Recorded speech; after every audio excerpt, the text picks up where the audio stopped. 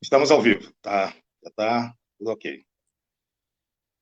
Estamos ao vivo. Hoje a gente começa no horário, né, Roberto? Exatamente, vamos lá. Bom, estamos ao vivo, já estou vendo aqui a Juliana Cruz, que entrou, o Luiz Sampaio, boa noite para todos. Tem mais pessoas chegando. Sejam bem-vindos à live Cultura em Foco, do pré-candidato a vereador Miguel Gianetti. Miguel, antes de eu passar para você dar as boas-vindas do seu público, eu queria me apresentar a ele. Meu nome é Roberto Guerra, eu sou jornalista e tive a honra de ser convidado pelo Miguel para conduzir esse debate sobre um assunto tão importante que é a cultura. E antes também de passar a palavra a você, Miguel, eu gostaria de parabenizá-lo pela iniciativa de se tornar pré-candidato a vereador do São Obrigado. Paulo. É um ato, ao meu ver, de coragem, afinal, nós estamos num cenário hoje brasileiro de total descrédito das pessoas com a política, e eu conheço você e sei do seu interesse em fazer o melhor pela população da cidade, então vai aqui meus parabéns.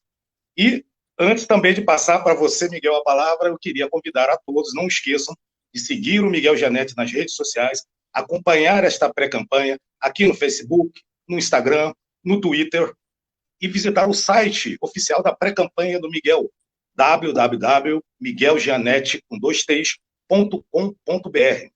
Lá vocês vão encontrar uma página muito interessante. Não, o conteúdo é todo interessante, mas vocês vão encontrar uma página que tem um conteúdo que é bem interessante para a população, para você que está nos ouvindo aí, que é o projeto Eu Amo São Paulo. Lá tem um formulário que você vai preencher de forma bastante rápida, que esse formulário vai dar subsídios para o Miguel trabalhar a sua pré-campanha e saber especificamente os problemas de onde você mora, da região onde você mora. Então, dá uma entrada lá, miguelgianetti.com.br, Gianetti com 2 T's, e preencha esse formulário para ajudar o Miguel nessa campanha. Miguel, passo agora a palavra para você dar as boas-vindas para o seu público. Legal, Roberto. Obrigado, viu, pela apresentação. Antes de mais nada, é um prazer falar com você. A pessoa mais indicada para a gente falar aí sobre cultura, né? Para quem não conhece o Roberto, ele era editor do CineClick, um dos portais de cinema mais renomados do nosso país, né? Um cinéfilo assim como eu. É claro que eu estou a anos-luz de distância da bagagem do Roberto, em termos de cinema, mas é um sujeito que entende muito dessa área, e é um prazer para mim ser entrevistado pelo homem que entrevistou alguns anos atrás o Anthony Quinn, um dos maiores atores de todos os... Obrigado, viu, Roberto, pela participação, e acho que hoje é um tema bastante interessante. Quero dar boas-vindas aqui ao nosso público, convidá-los a participar à medida que surgirem dúvidas e questionamentos. O prazer é todo meu, Miguel. Então vamos lá, Miguel, vamos falar de cultura, né? Aliás, uma coisa muito interessante é que você ter tido a ideia de criar esta live sobre este tema, porque você sendo pré-candidato a vereador por São Paulo e sendo um engenheiro civil, tende-se a pensar que você está preocupado mais com a questão da infraestrutura, você está preocupado com obras, etc. E pouca gente sabe, eu imagino que nem todo mundo sabe, que você tem um grande interesse pela cultura também. Você é um grande amante da cultura, é um amante do cinema, que eu sei muito bem disso. Então, eu acho muito interessante você abrir esse espaço aqui para se comunicar com o seu público, com seus futuros eleitores, e mostrar o quanto você tem interesse por esse assunto tão importante que é a cultura. Então, eu preparei aqui... Sim, Perdão. pode dizer. E eu preparei aqui, Miguel, uma pauta, uns temas que eu acredito serem relevantes e de preocupação da população com relação à cultura na cidade de São Paulo. Perfeito. Podemos conversar? Claro. Vamos lá, Miguel. Bom, vamos começar pelo seguinte. Ninguém discute que o fazer cultural é um importante transformador social. Mas como que você avalia o investimento da Prefeitura de São Paulo em cultura na cidade? Você acha que é um investimento razoável ou você acha que falta muito ainda? Olha, antes de mais nada, é preciso a gente ter na nossa mente o conceito de cultura, né? É um conceito bastante amplo, né? ele alberga, engloba diversos ramos, não só das artes, mas também do comportamento humano, né? Então, as crenças, os valores, as leis, né? Tudo isso aí diz respeito à cultura dos povos e das pessoas que fazem parte da sociedade, né? Então, a partir do entendimento desse conceito, a gente precisa ter a compreensão de que a cultura é uma área tão importante quanto a educação, né? Nós precisamos promover a cultura porque uma ferramenta de emancipação de todos os cidadãos, né? É uma ferramenta que ilumina, faz com que as pessoas elevem o seu espírito, adquiram conhecimento, se comportem de maneira melhor, respeitem as pessoas de hábitos diferentes, né? Então, eu vejo a cultura como algo extremamente importante para o crescimento e o desenvolvimento do indivíduo.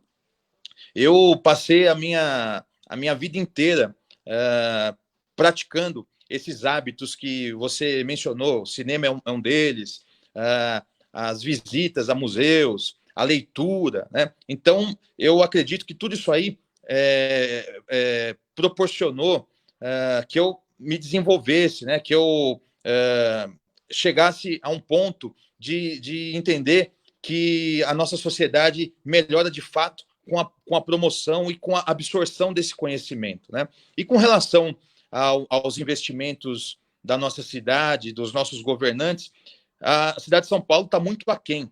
Dos 93 distritos, Roberto, para você ter ideia, aproximadamente 55% não possuem um espaço cultural, né? Então, as pessoas, principalmente dos bolsões das periferias, não possuem o acesso a esse bombardeio de informações que fazem dos cidadãos pessoas melhores. Realmente são dados chocantes, né? Sim. Miguel. E como você tocou na questão das periferias, né? Você primeiro disse o quão importante é a cultura de forma geral e para toda a população, e citou as periferias, então a minha segunda pergunta vai nessa linha. Em São Paulo, principalmente nas periferias, nós temos muitos artistas com ideias extraordinárias, mas que não conhecem os caminhos para colocá-las em prática, porque acabam esbarrando nas burocracias do sistema, do financiamento e do mercado cultural. Por que você acha que os artistas e produtores culturais das periferias enfrentam tantos obstáculos para estabelecer um diálogo com o Estado? E como que você acha que isso pode ser resolvido? Antes de mais nada, a gente precisa ter a compreensão que a periferia é um verdadeiro celeiro de talentos. Em todos os campos da arte que você olhar, se você olhar para o cinema, se você olhar para a literatura, para a música, para as artes plásticas, para a pintura, você vai ver que os artistas, em sua maioria, vêm das camadas mais baixas da sociedade, né? Então, são pessoas que têm no seu dia a dia a reinvenção interior como um expediente, como uma prática, como uma necessidade para romper justamente todos esses desafios, né? Então, a gente precisa olhar para as periferias com essa atenção, né? São locais onde a gente tem pérolas, diamantes que precisam serem lapidados, né? Então, a periferia de São Paulo, de fato, tem equipamentos, mas que precisam serem modernizados, ampliados, porque a gente também não pode ficar criando elefante branco, né? Então, se você andar, por exemplo, lá em Guaianazes e entrar nas bibliotecas, nas duas bibliotecas municipais do bairro, você vai ver que elas praticamente estão largadas às traças, né? Porque tem um material antigo, as instalações estão precárias, demandam investimento para reformar e modernizar o espaço, não são espaços aconchegantes, né? Então, para a gente criar esse ambiente todo, a gente precisa levar esse tipo de investimento aí para a periferia. E o que foi feito em São Paulo nos últimos anos de bom?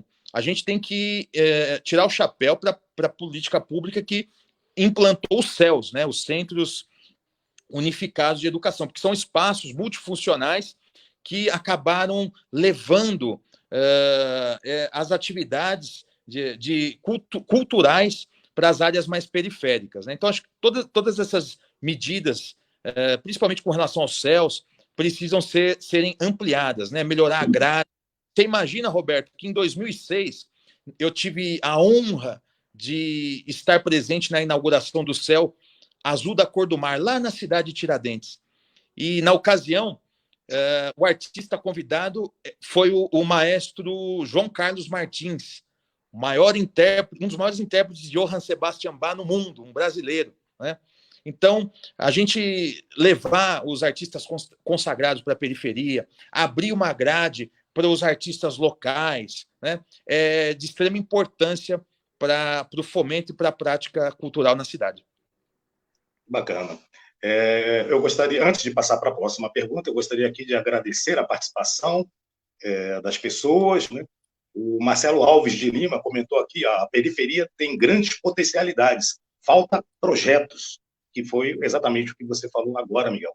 Então, sim, olha, participem, mandem seus comentários, façam perguntas, mesmo que a gente não citar as perguntas aqui durante a live, o Miguel fará questão de respondê-las pessoa por pessoa, uma por uma, após a apresentação, após essa live, tá ok? E vamos seguir para a próxima pergunta. Ainda falando de periferia, falando de cultura e falando de periferia. Jovens e líderes comunitários de bairros periféricos, eles costumam se queixar das faltas de opção de lazer e cultura. E, esse assunto não é de hoje, né, Miguel? É verdade. Por que esse problema nunca é resolvido?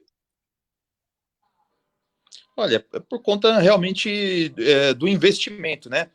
Você universalizar a cultura, abrir as artes para as pessoas, requer um planejamento, requer que homens e mulheres que ocupem os postos públicos tenham o entendimento da importância desse segmento para elevar a condição humana, né?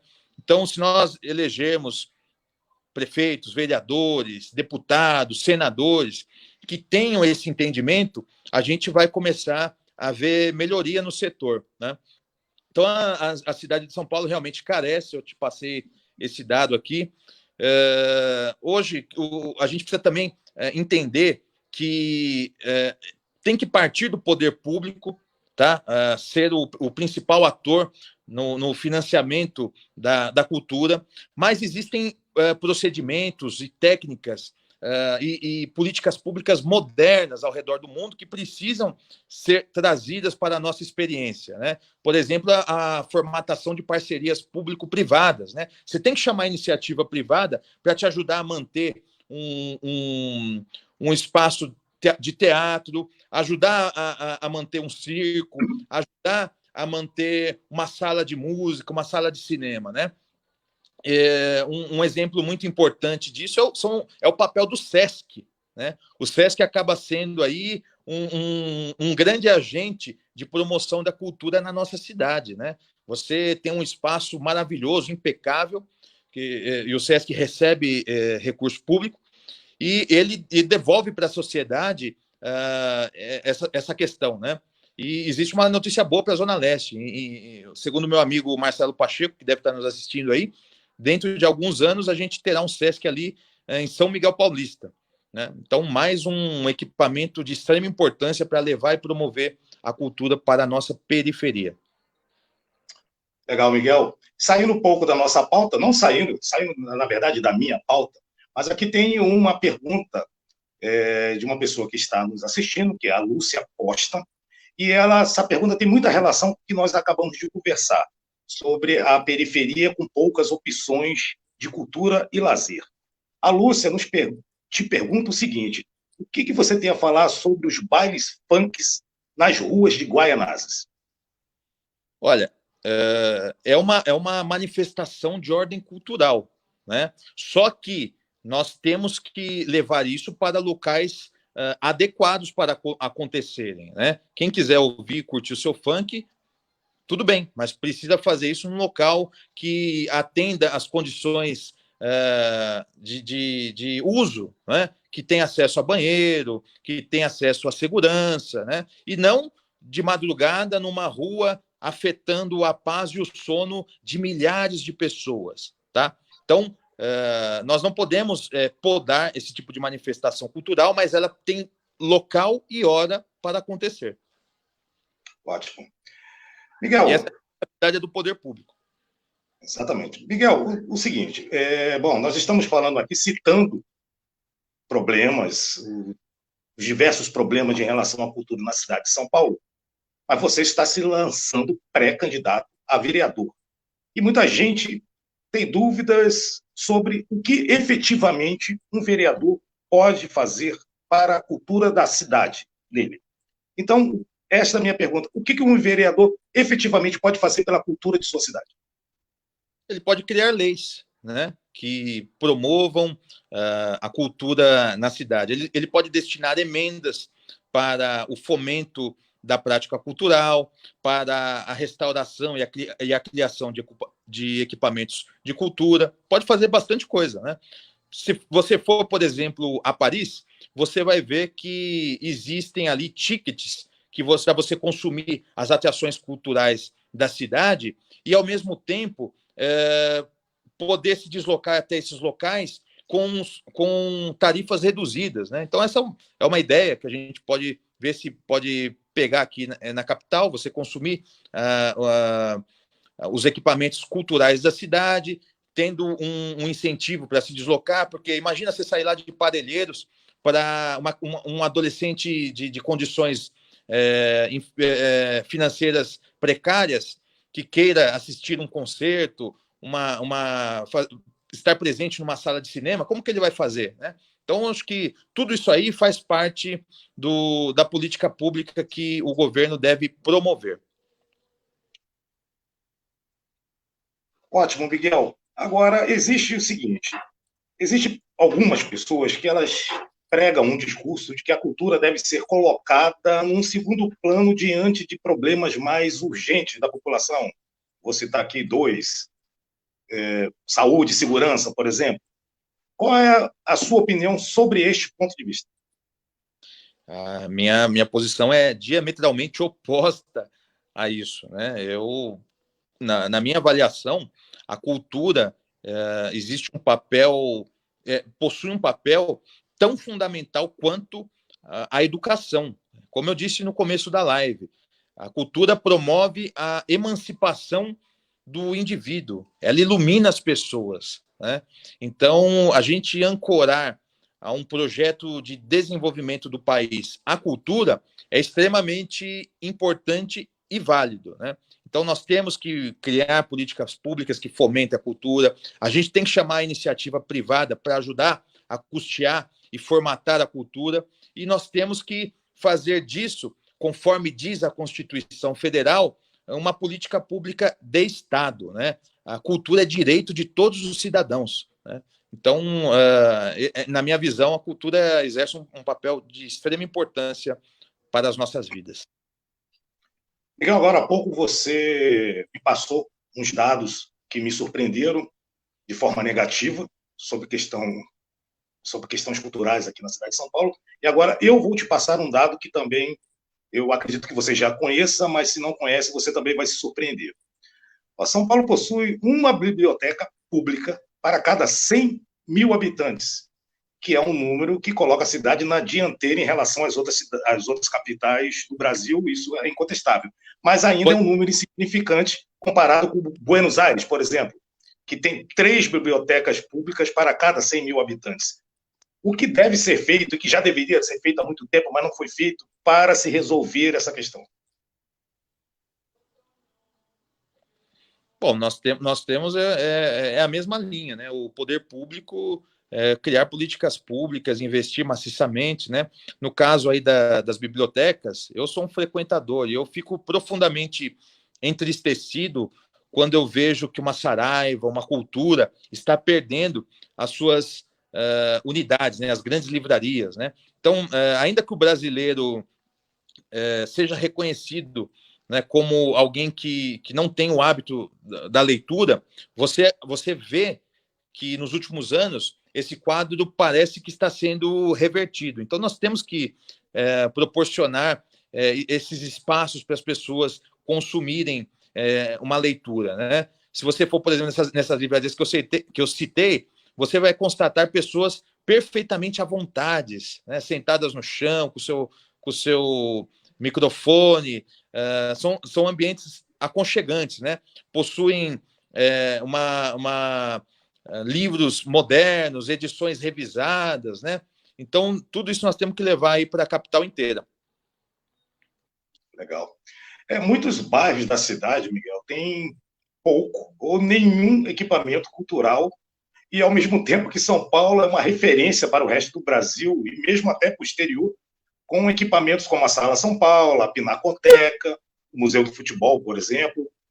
Por que o acesso à cultura se distribui de forma tão desigual no município e o que você acredita que precisa ser feito para mudar esse cenário? Ele se distribui de maneira desigual, mas a gente tem que reconhecer o esforço do poder público em algumas situações. Por exemplo, as casas de cultura, as fábricas de cultura que estão espalhadas aí na periferia, a iniciativa dos CELS, né, que são equipamentos multidisciplinares, né? Então, essa política precisa continuar. A gente precisa melhorar a estrutura dos CELS, conceber novos projetos bastante abrangentes, modernizar o acesso, prestigiar os artistas locais, trazer atrações interessantes, construir uma grade interessante para que as pessoas tenham cada vez mais a possibilidade de consumir esse tipo de material. Então, diversas ações devem ser realizadas, né? O incentivo de ordem financeira precisa vir do Estado e esse mesmo Estado precisa investir na construção de políticas públicas que visem chamar a iniciativa privada para ajudar a custear. Bom, Miguel, agora seria inevitável eu não contextualizar esse nosso bate-papo dentro da pandemia que nós estamos vivendo hoje. Até por isso eu estou transmitindo aqui da minha casa e você da sua casa, todo mundo mantendo o isolamento social. Bom, mas os efeitos da pandemia no mercado cultural da cidade devem se estender pelas previsões de especialistas até pelo menos dezembro. E é provável que muitas empresas do setor nem sequer consigam sobreviver até lá. O que o poder público deve fazer a partir de 2021, em especial o poder legislativo, para ajudar a recuperar este mercado tão importante para a cidade de São Paulo? Olha, Roberto, todos os setores serão severamente afetados, né? Haverá um rastro de destruição, a projeção do PIB é bastante pessimista, né? A gente está constatando aí empresas quebrarem, falirem, muitas não conseguirão se recuperar, como você bem colocou. Então, isso afetará absolutamente todos os segmentos. A cultura, infelizmente, não será diferente, né? Então, a gente precisa torcer para que os homens e as mulheres que ocupem os cargos públicos pensem nessa ferramenta como uma ferramenta de inclusão e de emancipação do cidadão, que promovam o investimento, que destinem uma parte da receita para a promoção cultural, e da parte dos artistas, de quem faz a cultura, eu tenho certeza que eles darão também um jeito, porque são pessoas iluminadas, são pessoas que se reinventam todos os dias, são pessoas que têm a criatividade à flor da pele. Todo mundo vai precisar se reinventar. E quem faz cultura, eu tenho certeza que estará alguns passos à frente. Muito legal. Miguel, eu tenho mais uma pergunta aqui da Lúcia Costa. Legal. E eu vou fazer uma adaptação da pergunta dela, porque a pergunta dela é muito abrangente, e eu vou colocá-la no microcosmo da cidade de São Paulo. Ela pergunta, e essa pergunta, apesar de ser relativa à educação tem tudo a ver com cultura, está correlacionada com a cultura. Então, ela pergunta como que você avalia o currículo educacional do Brasil. Eu reformularia essa pergunta, como você avalia o currículo educacional da cidade de São Paulo? Nós temos um currículo educacional que valoriza a cultura? Na cidade de São Paulo, eu acho que nós precisamos verificar e cobrar para que esse currículo contemple, por exemplo, artes, filosofia, literatura, né? A gente tem que dar essas ferramentas e esse tipo de acesso para quem está em formação. E a cidade de São Paulo, por ser a maior cidade do país, precisa estar na vanguarda desse tipo de política pública. Então, nós temos uma grade deficitária, a gente vê no âmbito federal uma tentativa de desmonte de políticas públicas relacionadas à cultura, né? Tentando impor aos brasileiros que cultura é algo desnecessário, é algo que deve ser relegado ao segundo plano, mas a gente precisa lutar e a gente precisa ser vigilante com relação a esse tipo de pensamento, porque, eu volto a dizer, não me canso, a cultura é uma ferramenta de emancipação, de libertação das pessoas. Ótimo, Miguel. Miguel, é isso. Muito obrigado. Eu agradeço muito pelo convite de conduzir essa conversa aqui sobre cultura, um assunto tão importante para a cidade de São Paulo. Eu gostaria aqui de reiterar para todos, agradecer a participação de todos que acompanharam essa live e reiterar, sigam a gente, sigam o Miguel Janete nas redes sociais, aqui no Facebook, no Instagram, no Twitter. O Miguel está preparando bastante material. O site do Miguel, migueljanete.com.br, Janete com 2 T's. Ele está sempre sendo atualizado com todo o passo a passo da campanha do Miguel. Está bastante interessante. Gostei bastante, Miguel. E, mais uma vez, parabéns pela iniciativa. E eu aguardo ser convidado para próximas lives. Espero que venham muitas por aí. Se Deus quiser, Roberto, eu quero agradecer você pela participação. Você é um homem das artes, da cultura, então isso engrandece o debate. Quero agradecer a todo mundo que participou. Quem eu não consegui, quem o Roberto não reportou, que fez questionamento, eu vou fazer questão depois de responder individualmente a todo mundo que comentou, né? E se tiverem alguma dúvida, alguma sugestão, vocês me encaminhem aí, vocês têm o acesso amplo à minha pessoa. E eu estou à disposição. A gente está concentrado, nós estamos debruçando sobre os principais temas relacionados à nossa cidade, e o nosso compromisso é debater todos esses temas de maneira qualificada, ouvindo os especialistas, organizando as ideias para realmente apresentar um projeto qualificado para a nossa cidade, né? Deixar um marco, deixar um legado através de um mandato que, sem sombra de dúvida, se nós conquistarmos, será protagonista no enfrentamento de todos esses temas. Ótimo. Meus parabéns, Miguel. Obrigado, Roberto. Até a próxima. Valeu, gente. Até a próxima. E uma boa noite para todos. Para todos.